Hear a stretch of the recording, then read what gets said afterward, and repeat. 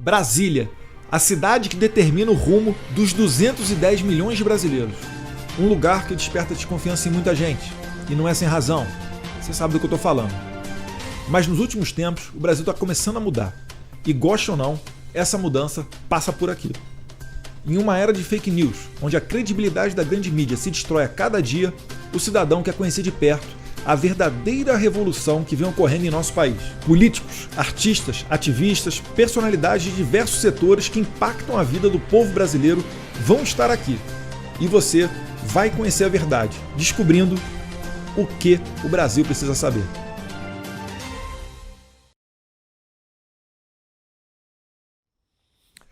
Fala pessoal, estamos aqui em mais um programa, O Brasil Precisa Saber, recebendo uma figura simpática, de um sorriso ameno, né? Alan dos Santos. Alan, como é que tá? Tudo bom? Eduardo.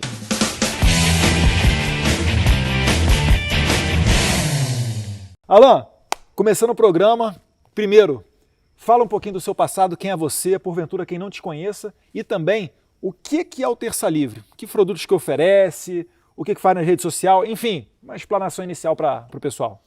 Bem, o Terça Livre ele surgiu depois que eu voltei dos Estados Unidos, onde eu trabalhava no Church Militant, um canal católico, né, que funcionava como um canal de YouTube, um site próprio de transmissão e de vídeos, com um serviço premium, freemium, né, de graça e pago, e só que era um público fechado, público católico. E aí, quando eu voltei, eu, Rodolfo Loreto, Ítalo Lorenzon e Thiago Rachid, nós criamos o Terça Livre no intuito de querer falar não apenas para o público católico, a gente queria falar para o público conservador em geral. A gente montou o Terça Livre só para poder fazer um trabalho de media watch, de pegar o que a mídia estava falando e mostrar as incoerências ou a coerência, né? Ou seja, elogiar um artigo ou outro e denunciar as mentiras. E aí, só que nós não tínhamos recursos nenhum, a gente só usava o computador, um computador que foi doado pelo Dr. Ítalo Marcilli, né? O primeiro computador que a gente usou foi doado por ele. Tinham 3 pessoas assistindo a live, e eu suspeito que eram os participantes que estavam tentando ver se estavam online ou não, entendeu? Essa foi a primeira live nossa. E ali a gente fez o programa. Depois a gente começou a fazer entrevistas. Isso aí tem quanto tempo, mais ou menos? Novembro de 2014. Tá, ok. Então, 18 de novembro de 2014 nós iniciamos o Terça Livre. 6 anos aí. Isso. E já que está falando de recurso, quem é que financia o Terça Livre? Como é que o canal se mantém hoje? Porque na imprensa a gente já viu gente até acusando que a Você Secom, eu pagava aluguel, a Secom deu dinheiro, a matéria da famosíssima Patrícia Campos Melo, né, a jornalista do Furo da Folha de São Paulo.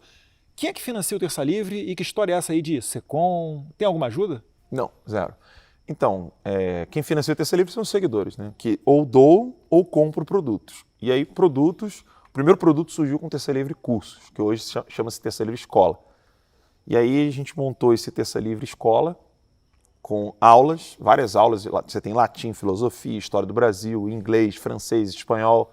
Você paga R$ 9,90 por mês e tem acesso a todas essas aulas. Enquanto você está pagando o curso, você pode assistir todas as aulas. Depois do Terça Livre Cursos, nós montamos o Terça Livre Academia, né? O Terça Livre Academia já é mais nível superior. Então, nós colocamos lá filosofia do direito, teoria do Estado, retórica, lógica. Depois a gente criou a revista Terça Livre. A revista Terça Livre é uma revista digital online, revistatercalivre.com.br, onde você assina por R$ 9,90. Você assina por R$ 9,90 e tem matéria toda terça-feira. Tem toda terça-feira a gente tem a revista digital online, uma revista semanal. E depois da revista, nós montamos um curso avulso, que foi o Povo no Poder, mais sobre o trabalho de militância no terceiro setor. E agora a gente está com 2 produtos, né? Além eu esqueci da livraria, né?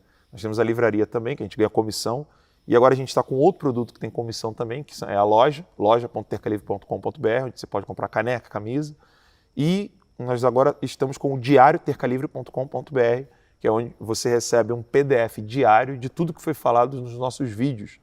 Você vai receber o PDFzinho ali, você vai ler todos os assuntos que foram tratados. Com esses produtos, mais as doações, né? No caso de doação, nós tínhamos doação no Apoia-se, agora nós temos a nossa própria plataforma de doação, que é o eufinancio.tercalivre.com.br, e nós tínhamos as doações de Super Chat e membership, né, de membros no YouTube, onde o YouTube repassa 70% do valor que a pessoa doou. Então 30% fica com o YouTube, 70% vem para nós. Aí é dessa maneira que a gente consegue financiar todo o trabalho do Terça E Livre. falando em Apoia-se, eu me lembro de uma sessão na CPMI das fake news, que você esteve presente lá, depondo, né, na condição de quase réu, os brabos lá botando o dedo na sua cara. E, salvo engano, até o Alexandre Frota, ele queria abrir o seu Apoia-se.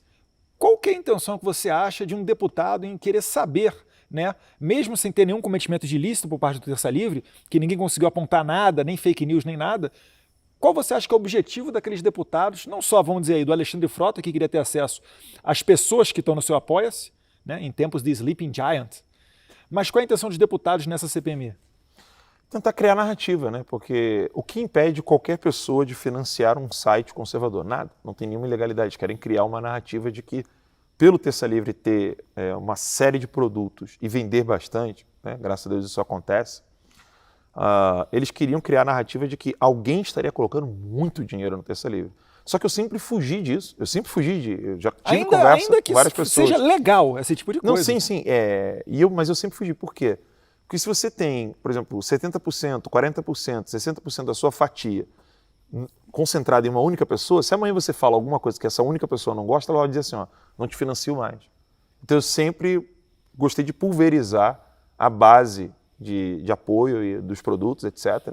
Porque aí se eu perco eu tenho 1.000. Se eu perco 2, eu continuo tendo um pouco menos. Então não tem relevância, ninguém vai conseguir ter uma função de dizer, você pode falar sobre isso, você pode falar sobre aquilo, você não pode fazer isso. Eu sempre fugi disso.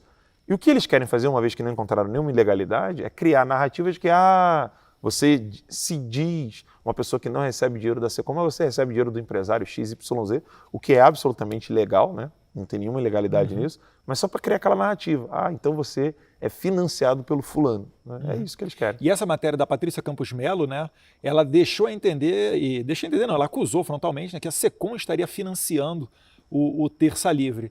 E ela utilizou o Google AdSense para chegar até lá. Como é que o Google faz essa distribuição da publicidade e quanto que você chegou a receber, se é que chegou a receber de alguma publicidade vinda da Secom através do Google? Então, nenhuma da Secom, né? O Google nos pagou pelo serviço, é como se fosse um serviço terceirizado. Pessoal, só abrir uma parênteses aqui, Secom, para quem não sabe, é a abreviatura de Secretaria de Comunicação do Governo. Isso. E aí, o que aconteceu? A Secom contratou uma agência para poder fazer a publicidade mais barata da reforma da Previdência, ou seja, por meio das redes sociais, vídeos no YouTube, etc., sites. E aí, essa agência paga o Google, qualquer pessoa pode fazer isso. Você vai lá, paga o Google e diz que tipo de alvo você quer para as suas propagandas. Então, tag, título, palavras utilizadas nos vídeos. Você escolhe ali o que você quer para poder filtrar e o Google começar a inserir a publicidade nesses sites ou nesses vídeos. Na campanha, por exemplo, do seu pai, eu tinha publicidade do PSTB lá, eu esqueci o nome dele, ele é tão defunto, o Alckmin, isso. O Alckmin botou publicidade no Terça Livre. As pessoas tinham... Tentando atingir um público mais conservador, provavelmente. Exato. Ele deve ter colocado lá, público conservador, de direita, etc. Então, nem o Google vai saber detalhadamente, assim. Detalhadamente sabe, mas ele vai lá, pega e coloca ali. Foram 1.440 e alguma coisa inserções comerciais no Terça Livre. 5 cliques, num total de R$ 4,28. Então, tudo somado, R$ 4,00, é isso? R$ 4,28. E deu para a Patrícia Campos Melo dar esse furo aí jornalístico. Patrícia Campos Melo, Nando Moura, Arthur Duval, MBL, todos eles falaram, agora sim, agora nós temos algo para poder falar que esse cara não recebe nada da Secom. Ele vive dizendo que não recebe nada da Secom, ele mentiu na CPMI. Eles gravaram um vídeo dizendo que eu estava mentindo na CPMI. E outra coisa, isso daí é para tentar talvez equiparar o que hoje o maior portal conservador do Brasil às atitudes do PT, que, né, as suspeições, vamos mais além, os fatos concretos de financiamento do PT para blogs de esquerda são notórios. Como é que funcionava esse financiamento nos tempos de Lula e Dilma a blogs, Carta Capital, enfim, esse pessoal de esquerda que ninguém diz que é gabinete do ódio? Então, um dos 4 vídeos mais assistidos no meu canal é o Mourão dando uma resposta para uma jornalista da Folha no Rio Grande do Sul, o editorial do Estadão, no segundo turno, e acho que o terceiro vídeo mais visto é um vídeo que o PT tirou do ar, eu coloquei no Bichute e deixei um trecho dele ali no meu canal e deixei o link lá na descrição. é uma funcionária ali do PT combinando o pagamento com mais 3 assessores ali, combinando o pagamento de inserção comercial da Banco do Brasil, Caixa Econômica e companhia, nesses blogs e nesses sites. E aí nenhuma autoridade grande se revoltou com até relação hoje, a isso? Até hoje nunca. Até hoje nada. Tá lá, o vídeo tá ali, o vídeo tá comprovando tudo. Eu deixei um link no archive com um link salvo, né, que você pode deletar da internet, mas fica em cache. Eu deixei um link lá mostrando todo o tutorial para a pessoa poder fazer isso. Eles faziam isso e acham que nós fazemos também, entendeu? Ou seja, não é porque eu acredito, não é porque eu gosto, não é porque eu quero que o conservadorismo esteja governando o Brasil. É porque eles acham que é porque tem alguém pagando e pronto, ponto final. Entendi. Eles acham que é tudo uma rede arquitetada, insuflada com dinheiro público ou dinheiro de grandes magnatas, Sim. uma rede pré-ordenada para atacar e insultar, quando na verdade a gente sabe que quem faz o assassinato de reputação é exatamente a grande imprensa, né? Vale lembrar aquela matéria escandalosa do Globo tentando associar o presidente ao suposto assassino da vereadora Marielle Franco, Sim. que foi um total absurdo. O presidente abriu uma live, estava lá na Arábia Saudita de madrugada, teve que abrir uma live para responder à Globo, falar umas verdades. Isso para citar só um dos casos, tá? Sim. Vamos ficando por aqui, porque senão vai dominar o programa inteiro. Sim. Mas a gente tem mais coisas em comum do que apenas um sorriso bonito, né? Sua senhora também é gaúcha, né? Sim. E certa vez a gente se encontrou em Bento Gonçalves, na Serra Gaúcha, e aquele momento lá, salvo engano, tem 1 ou 2 anos, você morava lá, né? Lá no Rio Grande do Sul. Sim, morava em Por que Monte Belo. você veio morar aqui em Brasília? Então, vim morar em Brasília porque depois de perguntar para vários amigos o que eu poderia fazer diante das ameaças de morte que eu estava recebendo, onde que eu poderia ir? E as pessoas falaram assim, não, vai para Brasília que lá é mais seguro. Né? E eu descobri que eu estava sendo ameaçado de morte quando eu estava voltando do batizado da minha filha, com vários telefonemas de pessoas me perguntando se eu estava bem. Eu falei, não, tá tudo tranquilo. Não, porque você viu que teu nome está na Veja, ameaça de morte. Era a entrevista, quem deu a entrevista foi aquele senador Duval. Marcos Duval. Marcos Duval. O senador Marcos Duval tinha sido ameaçado e como no caso dele é crime federal, a ameaça foi parar na Polícia Federal. Ameaçar jornalista não é crime federal. Então o meu caso foi para a Polícia Civil do Rio Grande do Sul e como eu vim para cá, foi para a Polícia Civil daqui.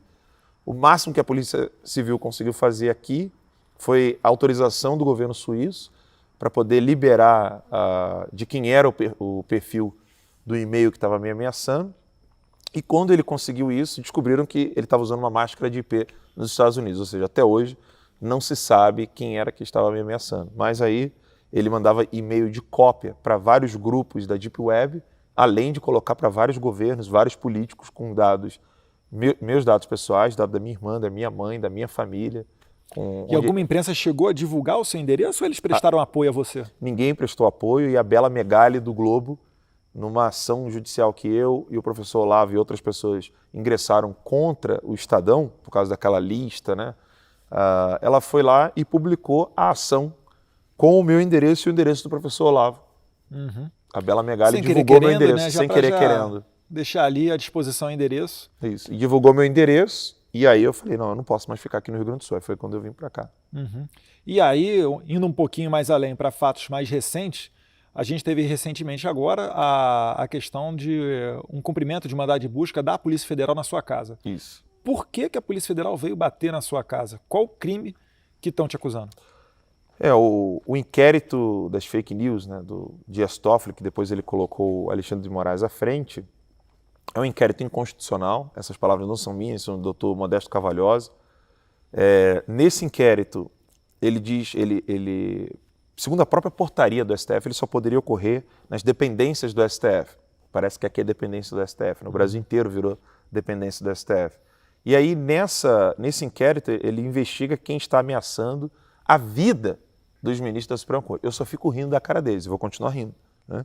Mas isso para eles é uma ameaça enorme. Deve ser do Leblon, entendeu? Deve ser aqueles meninos que trazia a bola da pênalti, quando estava todo mundo jogando bola de dente de leite na rua. É um menino mimado, Alexandre de Moraes. E aí ele mandou a Polícia Federal vir na minha casa, fazer busca e apreensão. Tem um mandado aí? Deixa eu mostrar aqui. No mandado de busca e apreensão diz: fica autorizado desde logo a autoridade policial o acesso aos documentos e dados armazenados em arquivos eletrônicos apreendidos no local de busca, contidos em quaisquer dispositivos. E mais adiante ele diz: Deverá a autoridade policial responsável evitar a exposição indevida, especialmente no cumprimento da medida, abstendo-se de toda e qualquer indiscrição, inclusive midiática, bem como o uso de armamento ostensivo. Não foi o que aconteceu. 6h30 da manhã, o delegado chegou assim a gritar o meu nome no portão. Alan, Alan. Aí eu virei para minha esposa e falei assim, tem alguém chamando no portão. Era muito cedo. Aí eu fui lá.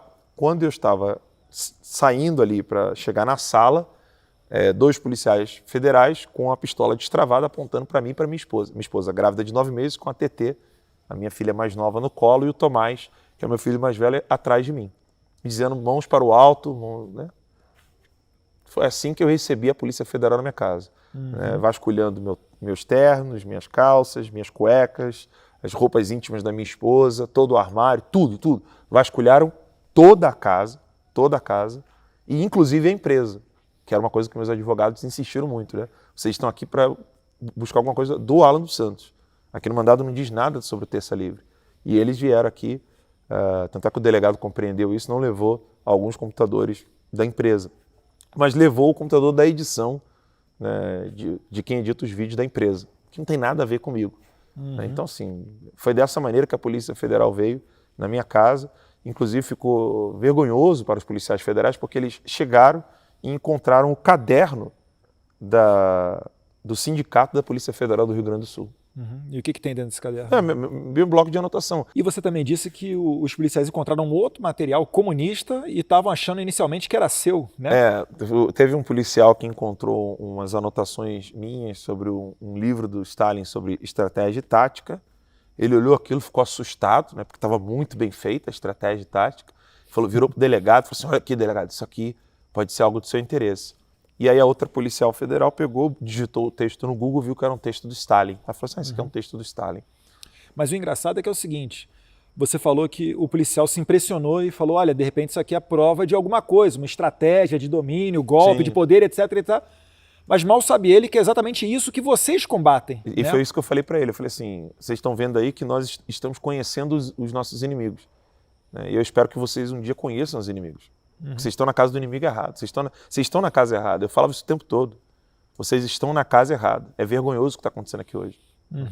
A gente sabe que não é a Polícia Federal que determina os locais para o cumprimento de mandados, né? Esses mandados foram expedidos pelo ministro Alexandre de Moraes, mas fica a esperança, né? Quem sabe os colegas da Polícia Federal venham a se matricular no Terça Livre e saber exatamente contra o que a gente está lutando, que aí certamente com esse esclarecimento eles vão perceber que a gente está aqui do lado da liberdade, das coisas certas, da democracia, e não o contrário, como ficam acusando, né, o tempo inteiro. Falando nesses tempos de liberdades, você acredita que há um plano para reduzir as liberdades de expressão, a liberdade que nós temos atualmente na internet? Totalmente. Existe uma tentativa de calar aqueles que estão roubando a cena. Né? O advento da internet tirou o poder que a grande mídia, né, que nem grande mais é, porque ela perde na audiência todos os dias. Por exemplo, a CNN todos os dias perde para o Terça Livre. Jovem Pan eu já nem coloco mais. Na internet. No YouTube. Então, no YouTube, quando o Terça Livre está ao vivo, começou o Boletim da Noite ou começou o Boletim da Manhã, nós batemos a Jovem Pan e batemos a CNN. É tipo, vamos entre aspas aqui, o Jornal Nacional da internet. E aí, qual é a maneira de poder calar essas pessoas? Né? Acabar com a liberdade delas. Porque vamos acabar com o financiamento. Mas eu não vivo da Secom como eles. Eu não vivo do Banco do Brasil como eles. Eu não vivo da Caixa como eles. Eu não vivo dos grandes empresários. Para você chegar para um grande empresário e falar assim, olha, se você continuar colocando a sua publicidade lá, nós iremos acabar com você. Não, eu vivo dos meus produtos. Então qual é a única maneira? Vamos silenciar, vamos acabar. Nós não temos o First Amendment no Brasil, né? Como a Constituição Americana, a primeira emenda da Constituição Americana, que é a liberdade. Nós não temos na nossa Constituição isso. Então vamos acabar com a liberdade dessas pessoas. E isso está acontecendo porque há um movimento no mundo inteiro, né, onde as pessoas estão, onde elas têm influência, né, no caso nos locais de voto, né, onde elas têm interferência direta, está acontecendo uma mudança que nasce do povo e termina na estrutura, termina na burocracia. Como no judiciário você não pode mudar por meio de voto aqui no Brasil, o que está acontecendo? A única maneira de calar essas pessoas, né, é realmente por via judiciária. Então agora nós vamos criar o crime de fake news. A Lídice da Mata já chegou a dizer no jornal no Fantástico que muita gente não sabe ainda o que é fake news e que ela vai descobrir o que é fake news, mas ela quer criminalizar. Ela nem sabe o que é, mas quer criminalizar. Sim. Talvez ela vá fazer uma definição dizendo que é a propagação de notícias por canais conservadores. Porque, na verdade, a gente viu aqui o cumprimento de um mandado de busca expedida por um ministro da Suprema Corte e por supostamente fake news e ofensas contra os ministros da Suprema Corte. Só que você não vê essa mesma disposição quando você tem ali na internet agora mostrando vários vídeos, por exemplo, da Joyce Hasselmann esculhambando com o Supremo Tribunal Federal, ou do Arthur Mamãe Falei. Enfim, parece que o negócio é direcionado. Você sente que é um direcionamento, então, contra os conservadores? Com certeza. Não tem nenhuma busca e apreensão em Joesley Batista, não tem uma busca e apreensão em MST, CUT, Boulos, que disse no Palácio do Planalto que, se fosse necessário, pegaria em armas. Nunca teve isso. Aí você citou aí a Joyce Hasselmann falando nos vídeos dela contra a Suprema Corte, o Arthur, o Renan do MBL. Só para deixar claro, a gente não quer que eles sofram mandado de busca também, não. A gente só quer ter o mesmo direito, porque nós não somos seres inferiores, né? Exato. E aí não se tem isso e, óbvio, é direcionado. Eles não estão preocupados com a Suprema Corte. A Suprema Corte é um prédio. Entendeu? Os ministros é que são pessoas. Né? Você não tem como ofender um prédio. Como é que você vai ofender um tijolo, um vidro? Então você não é a favor de extinguir o STF? Não. Só para deixar claro aqui, caso alguém ainda tenha essa ideia na cabeça. Sim, e aí o que as pessoas estão fazendo é mostrar a sua indignação não com relação à pessoa do ministro, mas com relação às atitudes dos ministros, sobretudo a do Alexandre de Moraes. Então, não é uma indignação com relação à pessoa, mas às suas ações. Então, eles estão achando que você se indignar em relação a uma decisão é você se indignar contra a pessoa. Ah, você agiu mal, então eu quero você na guilhotina. Não é isso. As pessoas só querem que eles parem de agir dessa maneira. E eu sou uma delas. E fazer uma pergunta. Em São Paulo, teve uma manifestação na residência, na porta, né, do condomínio ou da casa, enfim, do ministro Alexandre de Moraes. 2 dessas pessoas foram presas e seguem presas até a data dessa gravação, aqui elas continuam presas, uma delas até de certa idade, junto a criminosos comuns, né? Tamanho o arbítrio e a sanha ditatorial do ministro Alexandre de Moraes. Você não teme ser preso nenhum dia, não? Temer a gente sempre teme, né? Eu não vou dizer assim, vou ficar aqui de peito aberto, mas eu acho que é necessário lutar até o fim. Eu não vou parar. Se eles quiserem vir aqui me prender, eu tenho essa conversa várias vezes com a minha esposa. Olha, vai procurar pessoa tal, pessoa XYZ, o que você precisar de dinheiro, essas coisas, se eu for preso, mas eu sei que eu não vou parar. E é impressionante, né? Porque o apetite e a vontade de acelerar as coisas contra qualquer pessoa, né, de viés conservador, ela já é notória. Você vê só, no depoimento do Moro, o Moro foi ouvido, depois de sair do governo, óbvio, né, soltando marimbondos contra o governo, tudo se mostrando falácias, essas sim deveriam ser taxadas como fake news e não são.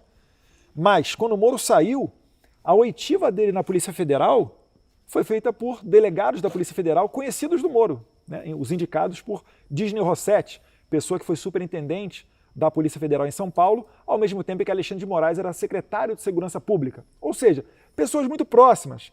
Para quem não lembra, até quando Alexandre de Moraes era secretário de Segurança Pública e antecipou uma operação da Lava Jato, publicamente, porque no dia seguinte prenderam Palocci, ele teve que negar, não, olha, não foi o Disney Rossetti que me passou, não, enfim. E esses foram os delegados que ouviram Moro em um sábado, numa emenda de feriado.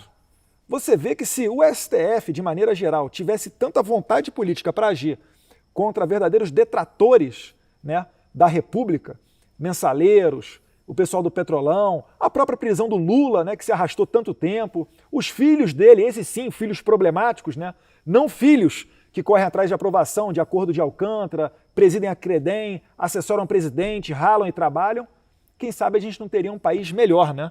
Eu acho que todos os instrumentos, eles estão aí. É só a democracia funcionar de maneira, vamos dizer assim, pujante, como deveria ser no papel. Só para citar aqui o nome das pessoas que estão presas, é o Antônio Carlos Bronzeri e o Jurandir Alencar. E Alan, quase chegando no final aqui do nosso bate-papo, te perguntar quais são os desafios do Terça Livre e o que o Terça Livre pensa para o seu futuro, ainda mais nesse cenário com tanta bloqueio, deletando tweets e posts das redes sociais a contragosto dos autores. O objetivo do Terça Livre é acabar por completo com toda essa imprensa. Eu quero ser maior que todos eles. Todos. Mais do que a CNN, que tem aquele prédio bonitão lá, mais do que a Globo, que domina o Jornal Nacional. Eu quero ser maior que todos eles. Esse é meu objetivo. Não vou descansar enquanto não chegar lá. Tanto é que as pessoas perguntam... É audacioso. Tanto é que as pessoas perguntam, você quer virar político, quer se lançar na política? Eu falei assim, não, eu quero destruir essa imprensa por completo. Eu quero ficar muito maior do que todos eles. E eu tenho uma listinha de nomes que quando eu ficar rico, que eu vou ficar muito rico ainda, quando eu ficar rico, quando esses jornalistas vierem mendigar emprego, eu vou negar. Esse é o objetivo do Terça Livre. Agora, os desafios são muitos, né? Porque eu quero fazer isso de um modo muito diferente. Hoje, o formato de TV, ele já é um formato que já não tem mais o lucro que tinha antes, ou seja, gasta-se mais do que se pode alcançar numa TV. Então, a TV, como nós temos no Brasil hoje, ela é um formato muito caro e ela serve mais como um poder político, eleitoral, né? Poder de barganha. Eu vou lá, eu vou acabar com a tua raça e aí você faz o que eu quero. Porque financeiramente ela já não serve mais para nada. É só a pessoa que está me assistindo em casa agora fazer o cálculo. Vai lá, pega a lista, pede um amigo teu publicitário, né? Pede um amigo teu publicitário em casa e pergunta assim, quanto é a inserção do comercial do Jornal Nacional de sábado, do Jornal Nacional dia de semana, dos programas, pega todo o dinheiro que eles recebem de publicidade e calcula com o gasto que eles têm de folha salarial. Você vai ver que não bate, não fecha a conta. Então alguém perguntaria assim, pô, mas peraí. Essa bomba vai explodir. Não, e como é que eles vivem, né? Eles não vivem. Esse é o problema. Eles vivem de barganha e de poder político, eleitoral. E aí você consegue ir diminuindo os seus custos. Uma outra via que você consegue na TV, além da barganha política eleitoral, é você ter uma agenda onde você vai poder estabelecer o que as pessoas têm que consumir. E aí você pode lançar produtos e aí você ganha. Enfim, é assim que funciona a TV. Só que ela é muito cara, você tem que pagar o governo, você tem que ter antenas caríssimas, você tem que ter câmeras caríssimas. E isso está morrendo, falando de tecnologia, está morrendo no mundo. Então o surgimento dos próprios vídeos de YouTube, ou de programas, de podcasts, ou de programas de rádio com vídeo, é o futuro. Por isso que a Jovem Pan está num modelo que realmente funciona. Esse modelo ele é barato, você não precisa pagar aquele salário absurdo, que é o da TV, e você consegue produzir um conteúdo com câmeras mais simples, microfones mais simples, você não precisa ter aquela grua, aquela câmera que vem chegando, assim, tem que ter aqueles teleprompters todos, você não precisa ter toda aquela estrutura de estúdio, você pode fazer algo de maneira mais simples. E nos Estados Unidos isso está acontecendo muito, então você tem ali os âncoras, em alguns programas que ainda são num formato caro, mas você já está caminhando para um formato bem mais enxuto para a TV. Aqui no Brasil isso não chegou ainda, porque a linguagem da TV brasileira ela ainda é muito formal, né? Quem deu esse primeiro passo, já influenciado pelos Estados Unidos, foi o Paulo Francis, no Manhattan Connection. Ele foi o primeiro a mostrar como era a mídia americana. Ele inseriu isso aqui no Brasil. Enquanto que o Brasil ainda continua naquele formato de boa noite, as notícias de hoje serão blá blá blá, aquela coisa congelada, você tem o Paulo Francis quando o Caio Cego, né? Que o nome dele é Caio Blinder, né? Em inglês é blind, então o Caio Cego pegava um jornal e falava assim, Francis, o que você me diz desse comentário, dessa charge que fizeram para você aqui? O Paulo Francis pegava, desponta por anonimato. Aí jogava o jornal no chão, assim, entendeu? Então, essa é a mídia americana. Eu tava achando que era o Siqueira, pô. Não, pois é, então o Siqueira é fruto disso, né? Então o Paulo Francis foi o primeiro e a gente teve no Paraná, me lembra o nome dele aí? O Alborguete, né? Você teve o ela com o cacete. Isso, aí o Ratinho. O Ratinho. Então, esse modelo já era o modelo da TV americana, que é muito mais solto, muito mais escrachado e identifica mais com o povão e tal, né? Mais transparente. Não precisa ser escrachado, zoeira assim. Você podia ter uma análise política, filosófica, mas você não cortava o né, entendeu? Você tem todo um desenvolvimento muito mais transparente, menos cortes, entendeu? Esse modelo é o que funciona. Nesse modelo é o meu desafio hoje, porque eu quero encontrar pessoas que são competentes, porque é aí que está o pulo do gato. Qual é a diferença, por exemplo, de um Augusto Nunes, um Alexandre Garcia, um Guilherme Fiuza, para qualquer jornalista que está hoje na Globo ou na Band? Esses caras sem um teleprompter lá, eles não são ninguém. Aí o que acontece? Quando o cara sai de lá e vai para o YouTube, ele não cresce. Porque ele não tem conteúdo. Ele não tem um texto no teleprompter para ficar lendo e mostrar que ele é capaz, que ele é competente. Então esse modelo, as pessoas gostam não só porque ele é mais transparente, mas é porque aí é a hora da verdade. Você está sem folhinha de papel, sem consulta, e eu quero saber o quanto que você conhece. E até me lembrou, no começo você falou de audiência, e eu cheguei a postar uma live que a gente fez essa semana, né? E ultrapassou ali 120 mil pessoas assistindo ao mesmo tempo, tá, gente? Simultâneo. Simultaneamente. Esses 120 mil tinha gente que entrava, saía, não sei o quê, mas ficava mantendo ali entre 110 e 120 mil pessoas. Só para você parar para imaginar, isso é mais do que a atual lotação do estádio do Maracanã. Então você imagina você estar ali parado, falando para um público do tamanho do Maracanã, ou 2 vezes o Morumbi, 2 vezes o Parque Antártica. E, enfim, com uma estrutura dessa daqui, né? Se você for falar do segundo colocado, que é a CNN não chegava nem a 1/3 disso. E a CNN tem 400 jornalistas, tem um prédio inteiro aqui. Estou fazendo referência à CNN, mas poderia fazer de qualquer outra grande imprensa, né? É que a CNN é a mais jovem, então está injetando mais dinheiro agora e vai quebrar. No seu empreendimento. Exatamente por causa desse modelo. Ela vai quebrar porque ela veio como uma TV. Olha eu dando dica de business aqui, eu não deveria dar, né? Dando dica de business para meus adversários. O único modelo que se mantém é o da Jovem Pan. O da CNN vai quebrar, porque a folha salarial é de uma TV. Bem também na parte virtual. É porque o salário do jornalista da CNN, ele tem que ser equiparado ao salário de um jornalista da Record, do SBT e da Globo. O da Jovem Pan não. O da Jovem Pan recebe quase 10 vezes menos. E aí você consegue manter o cara lá. E é um modelo muito mais barato. Então a CNN ela tem data para acabar. Ela vai quebrar. Tá aí a dica aí. E Alan, antes de terminar, a gente sempre aqui presenteia o entrevistado com um livro. E esse livro aqui, esse sim escrito por um jornalista investigativo, Leonardo Coutinho, que inclusive atualmente não mora nem mais no Brasil. Eu acredito até que é por uma questão de segurança dele, porque ele fez um raio-x muito bem feito, identificando aqui redes terroristas, a questão do armamento na Venezuela e tudo o que aconteceu lá até chegar nos dias atuais, né, onde você não tem mais imprensa livre, liberdade de expressão e já quase 15% da população venezuelana já teve que deixar o país. Ou quem está lá está sofrendo perseguição, ou está quieto, ou está morrendo de fome, enfim. Um livro excelente, não sei se conhece. Conhece? Conheço. Te dá aqui para você. Se puder falar um pouquinho então do livro ou do Leonardo Coutinho.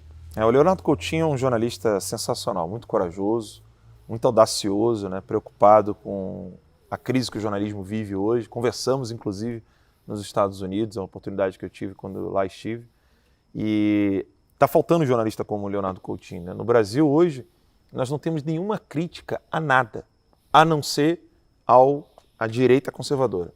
Ninguém mais hoje critica qualquer atitude do MST, ninguém mais critica qualquer atitude de grupos paraterroristas, ou paramilitares ou grupos terroristas. Ninguém critica que o MST criou um fundo de investimento e faturou 1 milhão de reais com empresários. Ninguém critica mais nada. Empresários do MST, o que esses caras têm na cabeça? Eles criaram um fundo. Meu Deus do céu. Criaram um fundo de investimento. Então, assim, ninguém mais critica nenhuma dessas ações do Hamas, do Hezbollah, do PCC. Ninguém mais critica o PCC, eu não estou vendo ninguém criticar o PCC no Brasil. Então, não existe mais essa crítica ao crime organizado, aos poderes, esses poderes que são tenebrosos, né, que acabam destruindo a democracia e a república. E hoje a direita é o maior perigo que existe no Brasil. E o Leonardo Coutinho aponta aqui uma das coisas que pode ser o nosso futuro, né? Infelizmente, se a gente não vigiar, nós podemos chegar onde chegou a Venezuela.